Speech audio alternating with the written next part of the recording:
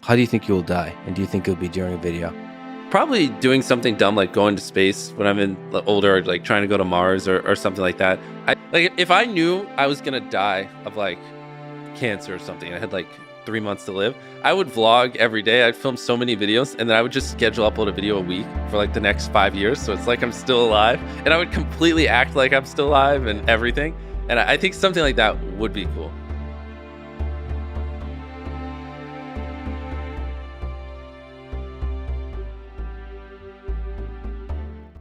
Let me ask you the ridiculous question. Since you went from being broke to being rich, although you keep spending all your money, but does money buy happiness? How has money changed sort of your contentment, your happiness in life?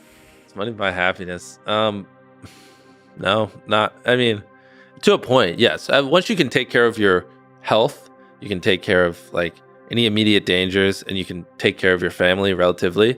No, it doesn't. Like, but those things do. Like when I first came into money, one of the first things I did was retire my mom, and like that brought me tons of happiness. You know what I mean?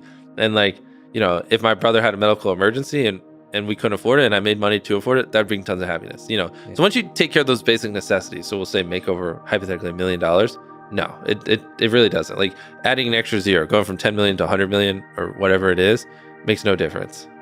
So you're, given that, are just fearless in spending the money? Yeah, well, let me reframe. I guess it could for some people. If you really, I don't know, you spent your whole life obsessing over cars, it probably would bring you a little bit of joy to buy a nice Lamborghini. I'm coming more from the frame of mind of an entrepreneur, someone who's really obsessed with business building. For me and a lot of my friends and the people I hang around, what brings us happiness is winning and building companies and changing the world. Like that is fun. It's a complex problem you can wake up every day, and it gives you something to obsess over and devote your life to, whereas just having money doesn't, you know?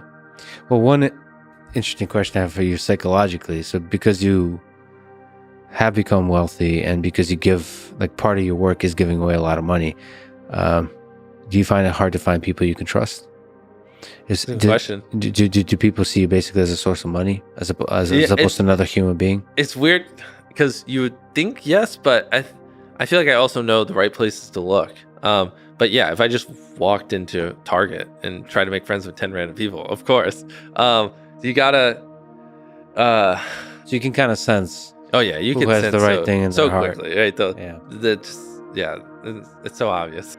Yeah, it's difficult when you become richer and richer and more powerful.